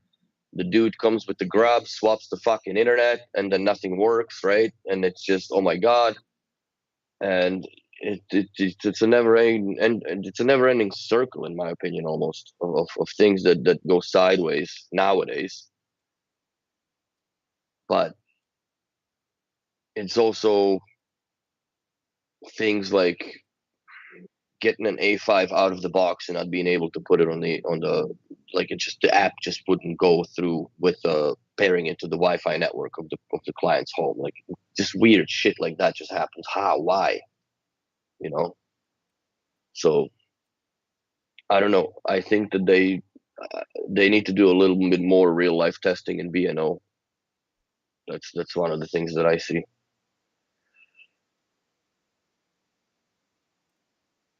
That's a good one. Should new products be fully fledged out 95% of the way there? A year of R&D post sale is okay. We are the beta, and that's okay. Well, I'm gonna go with my answer. I'm not gonna say what it is. See what the Yeah, I wonder what you guys think. Yeah, I agree with Stefan. They need a code audit in their app and whatnot. But I don't know. It's always been the pains. Like I remember when the first BeoVision 11 came out, and then it was like 17 different apps for everything. Like there was a Beo keyboard, and then a Beo remote, right? And there was a Beo setup, and there was a Beo tool, and then it just kind of went into this Beo, and there was a Beo link app as well. So it was a lot of it.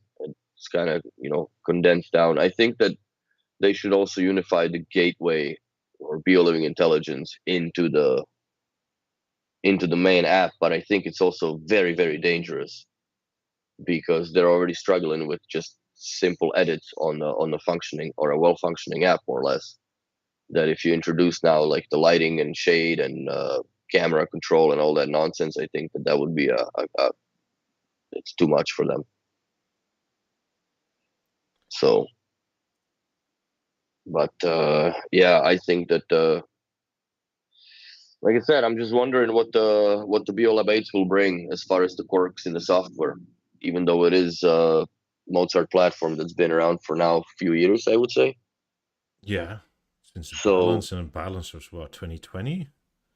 so yeah, it's about time that we figure this out.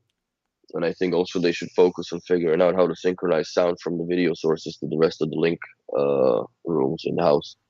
Just like Sonos has it, they don't have an issue with synchronizing HDMI outputs. So then your video sources become usable throughout the rest of the home, other than localized on the TV because of the delays.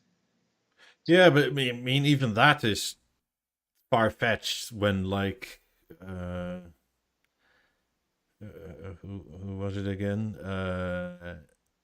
Nitaraj can't even use the Be remote one to turn his TV on and off, right? Like he has to go to the LG remote for that. So like, okay, Yeah, and he bought that's it. He weird. said a month ago. That's weird.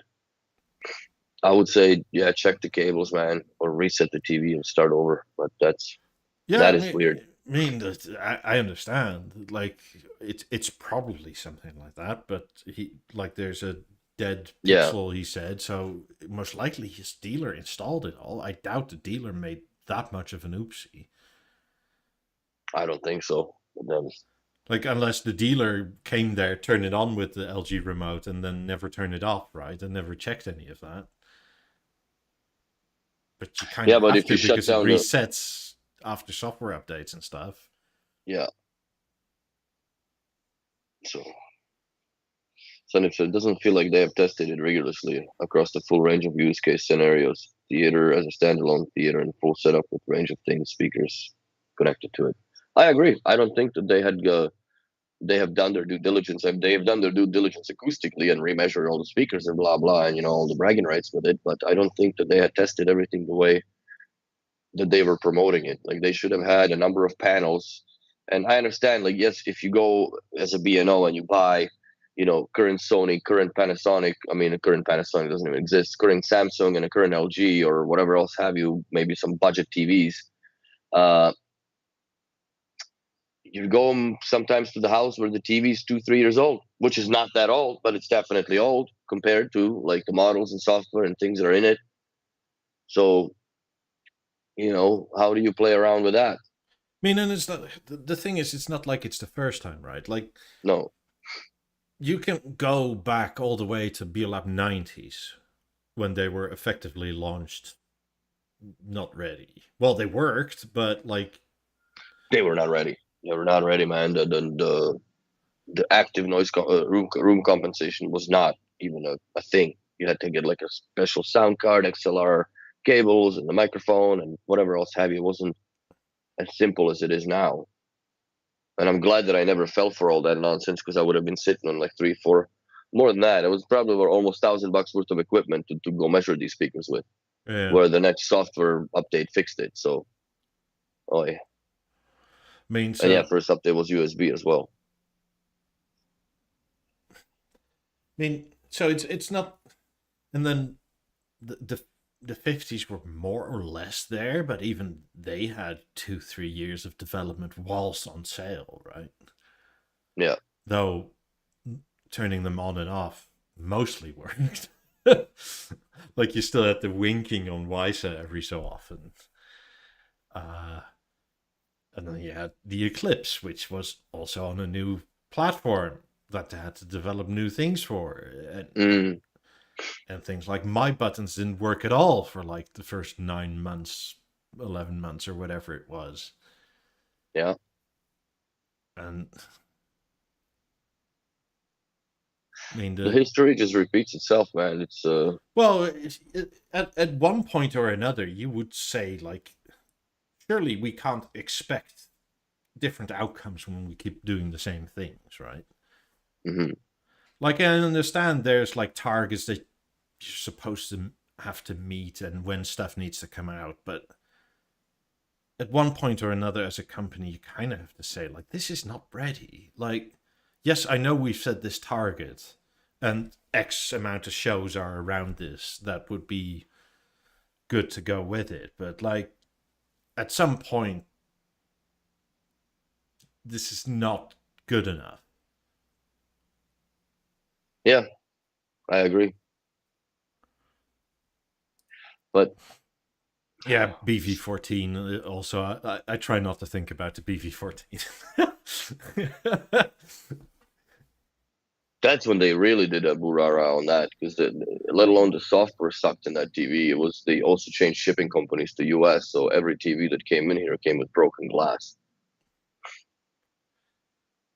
So that was not good at all. That was probably the worst experience I've had with BNO shipping and also the software. And at that point, I think not. I think everything that I had that came in new came back to BNO as DOA or not working properly. And I had BeoVision Horizon as well. I'm like, no, this is terrible. Like even acoustically compared to the V140, like what the hell are we doing? So, and the stand wouldn't work on the carpet, which was another silly thing. But those days are thankfully gone. And yeah, I honestly think that they should also get into like a little bit of accessories, in my opinion. They should make a remote keychain like they did with the A5 accessory, right? The keyring, but it should be Bluetooth now, so you can turn on your TV type of thing. Maybe reintroduce a BeoTime alarm clock of some sorts, even though you have built-in timers, I understand, but it's something more sexy that could sit on your table. Please don't do any of this until the main things are fixed. But yeah, they got more than enough to worry about. I mean, So looking from the outside, it kind of feels like everybody's here, there, and everywhere, right? yes, Like I'm pretty sure that there were voices inside the company that were like saying that we're not fully there yet. And is that necessarily the biggest problem if you like are full steam ahead post launch? Probably not. mm, But it seems like because initially, right, the software updates were faster. yes. But I mean, we're a year in, we're not there yet, and then it's already like, but we have other stuff to do. And it's like, do you want to do other stuff, or do you have to do other stuff? Because it's not the same thing. And I understand you have to keep on developing and that sort of thing, but But if your the thing you foundation is sold last broken, year it's is not hard. there Yeah. yet. But also, if you're building on a broken foundation when it comes to the coding and whatever else have you, right? Like those limitations that they're facing, it's hard to develop the solid product no matter how much more forward you move if you don't spend time to fix whatever needs to be fixed on a backbone sort of things, right? Mm-hmm. And make it all work, because that's what's happening. Like it's not working the way it's supposed to work. I mean, I still really like not. This is not a shitting on it. I still really enjoy the theater. I just really want to love it and not have to think about it, Mm, because that would be excellent. Like, get us to the point where the biggest issue is that the multi-room on Mozart isn't time aligned between rooms. Because that's such a minor issue compared to like my TV doesn't turn off when I want it to. or the remote drops, or Yeah. whatever have you. It just reboots itself and it's stuck in a bootloader mode. Like, yeah, no, I get it. But and I agree with Stefan. I think that the code audit should be number one priority for them at this point of time, and just go through it all, and maybe even hire some other company, since you already increased the prices more than enough, and you can, spare some of that Ferrari money. And Well, if it's not the code, it's the hardware, right? Like, mhm, because how could this be? Like, that the amount of problems that you see that are very hard to replicate is kind of like, wait, how is this not possible? mhm, Because surely you have the whole data log nowadays. yeah. So I don't know. I don't know. It's just like, yeah, and then, send us the time and date that this happened and blah blah blah. Sometimes it's just fucking sitting here, like, having a drink or whatever, and sit here like a Sherlock Holmes with the fucking magnifying glass, and okay, let's write down what time this happened, like an incident report. Because usually this goes down when you're having a good time and you're actually using it much. Yeah. But yeah, that's Well, it seems that essentially nobody expects this much R&D to be done post sale. I mean, 60% of people think when you, like, I didn't say theater specific, like, just a new product should be fully fledged. This is what 60% say. mm, I mean, this probably it goes back to the balance, right? Like, where all of a sudden it's like, no, we're not doing multi room anymore. remember that. Jesus Christ, that was insane that they even considered doing that, I or mean, announcing that. 95% of the way there is the other 40%. So, I mean, I understand that main, like, there's edge cases and there are weird things, or like maybe there's not a puck code for your specific TV setup box or your new kaleidoscope or whatever the hell, right? Hmm. But those are little things along the edges. But when some of the internal apps don't work at startup and you have to switch apps to get it to work, it's just weird. It's annoying. Yeah, it's silly. But that's just the way the cookie crumbles so far, man. I don't. Doesn't the CEO own a theater maybe in his house? I don't I think know. that's where they should start. They should give him one that is, you know, and see if it works for him the same as it works for everybody else, or if he's just that busy that he can't even spend time with it. But I'm sure his wife would. So I just don't. Yeah, I really don't know. I mean, I guess that's the Sometimes. ultimate test. Yeah, Yeah, if the wife of the CEO goes like, "Please make this stop." yeah, or just getting phone calls like, "Oh, I can't turn on my TV now. What's going on?"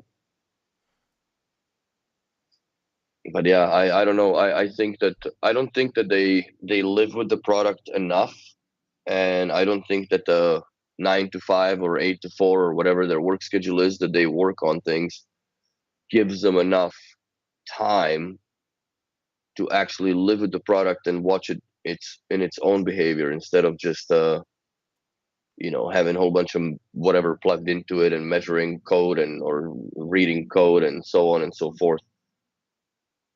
Surely all of So this should be done before you decide to sell anything. Like, it's a smaller company, right? But you still have what, 900 to 1,000 people. Surely you can give 150 people or 100 or 50 people like one before you start selling this yeah, stuff. Like, we know Jeff has 90s. Give Jeff a theater and see how it all functions together and if he's happy with it, etc., etc. yeah. Because for me, I think that the amount of versatility with the ability to tune the theater in so many different ways is almost dangerous, considered like back in the day when you just had a TV, like even the Avant, right? Like you turn it on, it sounded great from out of the box because it was tuned that way. And there was no need to go in and just mess with the, stage width and surround and virtualization and blah blah blah. It's like there's so much of it now that I find a lot of people that try to play with it, they get lost in it too, regardless of that little eye that you can press and explains what the features do and so on. There's just so much that you can do now that you can also make it sound very terrible if you don't know what you're doing. But Yeah, that's just the way we go. with regards to the app, that is perfectly okay to be more hidden. Yeah. Because that is dangerous. That I find a couple times people go into these settings and oh my god, and the only way is to just reset and remeasure, right? Because it's just they fucked it up too far. And also, I guess, on the final note request would be to be able to delete the sound presets after they're created. Because if you create more, then you can delete the others. I understand the first 5 from BNO that you can do, reset them to the factory BNO things, cool. But you also should be able to delete the ones that you had made yourself or override them at least. So,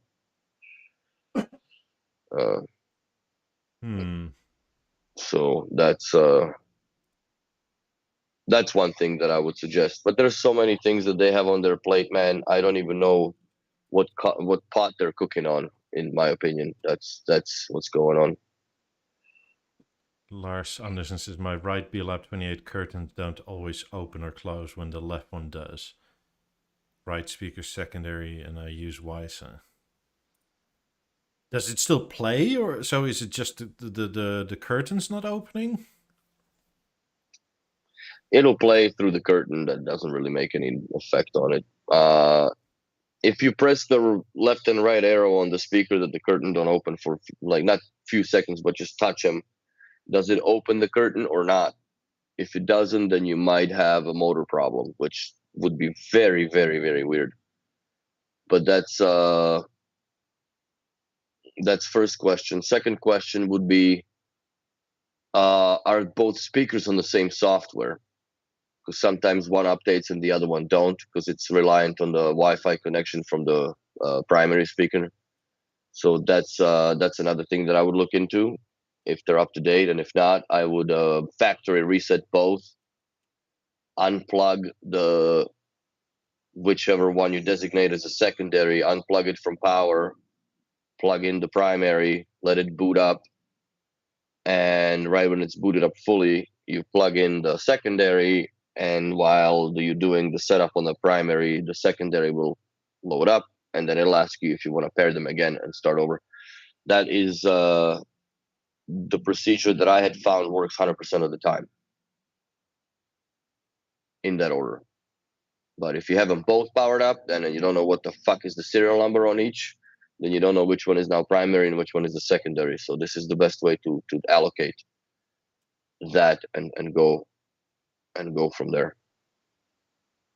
But I would also double check the software, because if one is on 3.2.1 and the other one is at 2.5.5, then yeah, they're not gonna most likely jive together as well.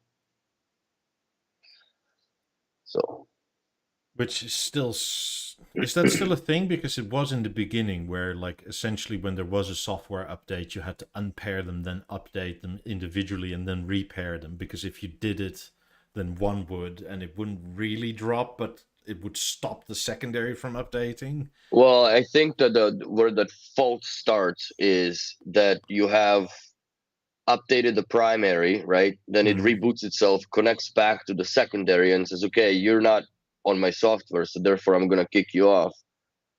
And it more or less, I think it kicks it off its own network, right? So if you don't have it paired to your Wi-Fi network, which usually doesn't happen if you're doing the pairing mode, you just pair the secondary to the primary, and the primary to the Wi-Fi network of your house, be it 5G or 2.4, whichever one, then the speakers adjust that frequency bandwidth accordingly. But yes, if the software update, maybe it's fixed now with like the the newer version of the software, but in our scenario, in our shop, when they're on WiSA, they don't update. even though they're online and showing. But I'll actually tomorrow I'm in the shop, so I'll check the softer versions of the 28 as well, because they were still at the 2.5.5. So, but yeah, that's what I would lower it. So I would say I would start with that Yeah, Lawrence is as a far as mad bringing lad. it He up. has 90s up front and 50s in the rear. Nice. So where do you have the 28s? I He don't used to understand. have them.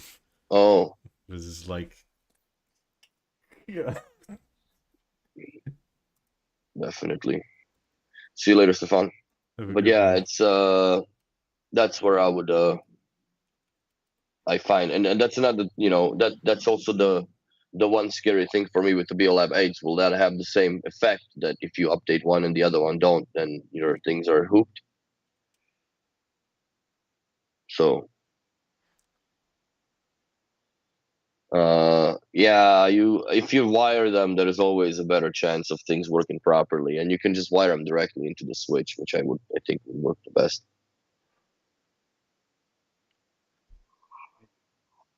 Yeah, and that's why they're working perfectly as far as the 28s are concerned you have in the house, because you are running them with PowerLink, so they are essentially a dumb speaker with adaptive room computation enabled. That's all. Yeah, like I said, most of the issues that ever were on 28s when I had my 28s, I totally missed because they were on PowerLink all the time, Hmm. or at least 98% of the time. I rarely used them by themselves. And if I, Well, it's even almost from the illogical for times you. I used them by themselves, I either used them, it was maybe 50-50 between on themselves versus as a speaker group from the Harmony. Hmm. So, I mean, and yeah, that's on. So for eights in that sense, when they are on WiSA and or PowerLink, I'm sure they'll work fine. But Yeah. it's where I'm worried with all the software, right? And I'm less worried now because they come from 28. So the base of like even the basis of base software is like what 2 years into like essentially a Mozart product that's almost identical. Hmm. But it's But yeah, I agree with Nitraj. Hardwire them to the network and hardwire between, because if you don't hardwire between, or hardwire, not hardwire to the network, but just in between, you'll have the same issues as if they were wirelessly connected to them, regardless software update.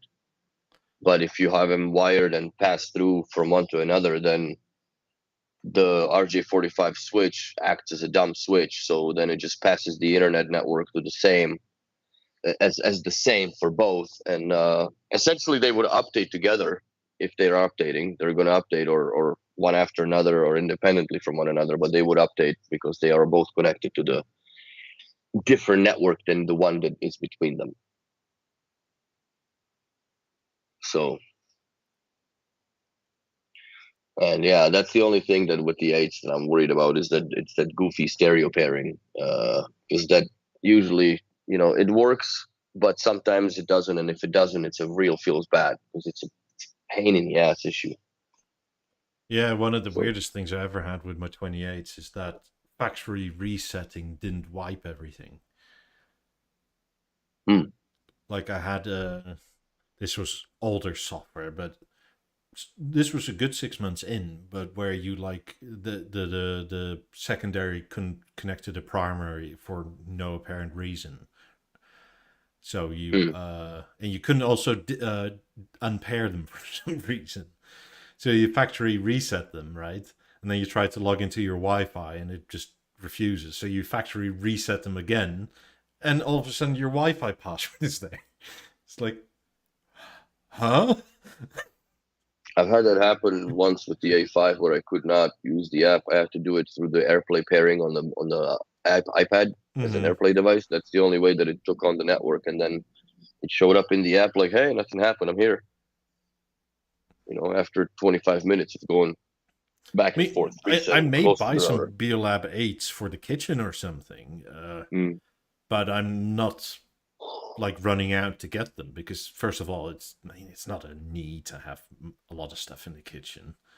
No. But I'm also not necessarily going to buy them until I hear from a bunch of you guys. I don't personally feel like being the beta tester at this point. Like, Yeah, unless I we'll get see. a massive deal on it. Yeah, we'll see how much beta testing there'll be to those. But I'm on one hand, I'm very, very happy that they're coming out with something on a scale of like a BeoLab 317 or 4000. And on the other hand, I'm kind of weary with that, stereo pairing nonsense that they have. I know they'll work perfectly on WISA. That I have no doubts. Or PowerLink. Mike Hunt. It says beta should be for BNO development department. Yeah, I agree. But turns out that's the alpha department. We're the beta, I guess. Or the beta, exactly. Which is kind of silly because you're paying for a beta. I mean, if we were the beta, I would still pay for it, right? But not full price. It's kind of like my couch situation. It's like I'm still happy to pay for it, but it's going to be a significant discount in there to help you out because you get Yes. something out of it, and because I'll be putting stuff into it. A So, lot of time and sort of effort. yeah. Well, we'll see. We're 29 days away, so a couple Uh, more weeks, quick and we're answer for Lars. If you are getting 50s for Christmas, PowerLink from the Harmony to the Master BeoLab 50, and then from DPL to DPL works the best. If you yes, want Ethernet connected, that can go into the DPL port from a switch or the router. It doesn't really matter. yeah, I mean, when I had my theater set up, I had an Ethernet cable to the switch on the theater, and then from the theater to the Master 50, and that worked fine. yeah, So it'll work from a switch, but I would highly advise you to have 50s wired to Ethernet. yes. Because, again, the Wi-Fi is kind of... which is It ain't still Apple's weird in Wi-Fi. this era, right? Like, where, like, oh, yes, it has Wi-Fi, but... Not really. Yeah, it's sad. I mean, we're at the point where you have Sadness. permanent Wi-Fi in your car now, but B&O's Wi-Fi... It's cheap, cheap, cheap Wi-Fi antennas probably, or whatever they use. I mean, if you use Wi-Fi for updates, it's fine, right? But if you are often want to change stuff through the app, I would highly advise go wired because it's so much quicker for the app. Yeah, I've had so many times where you're like when they used to be in my not in my last apartment, the apartment before then, where like you are actually playing TV stuff and you want to change from wide to narrow or whatever, and you just in the app and go waking up your BLAB 50s and nothing happens, right? And you tap again and hmm it says waking up your BLAB 50s. It's like, but they're playing. Like, yeah, why is this so hard? yeah. I always had them hardwired. My 90s were always hardwired to the network. When I hardwired them, all of that went away. Yeah, It was instant. It was like it was so fast compared. yeah. It's worth it. So that's it. OCAT 7, yeah. Come join the Discord if you have more setup questions and that sort of thing. Very happy to have everybody there. Also, if you have stuff for the BNO software and app team that you would like them to know, come and join our Discord. Because we will let them know. Thank you, Sandeep, for keeping a list and keeping track of all this. Yeah, dude. And we will see you all next week. Bye, everybody. Bye. Thanks for watching.